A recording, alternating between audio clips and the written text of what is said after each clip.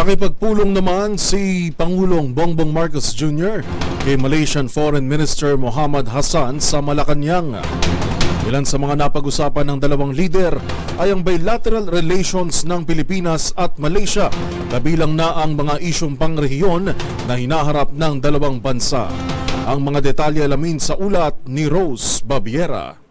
Mainit na tinanggap ni Pangulong Bongbong Marcos si Malaysian Foreign Minister Dato Seri Utama Haji Mohamad bin Haji Hassan nang mag-courtesy call ito sa Malacanang. Tinalakay ng dalawang leader ang bilateral relations ng Pilipinas at Malaysia at iba pang mahalagang issue sa rehiyong kinabibilangan nito sa kanilang pagpupulong.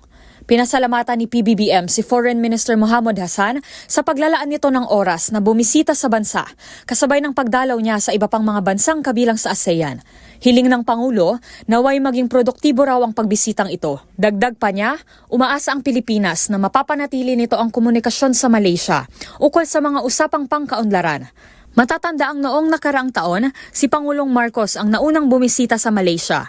Ang state visit na ito ay imbitasyon ng Malaysian King Sultan Abdullah Sultan Ahmad Shah. Ito ay matapos ang opisyal ding pagbisita ni Malaysian Prime Minister Anwar Ibrahim sa bansa. Kinilala ng Pilipinas ang kontribusyon ng Malaysia sa pagsulong at pagpapanatili ng kapayapaan sa Muslim Mindanao na tinututukan ngayon ng Administrasyong Marcos.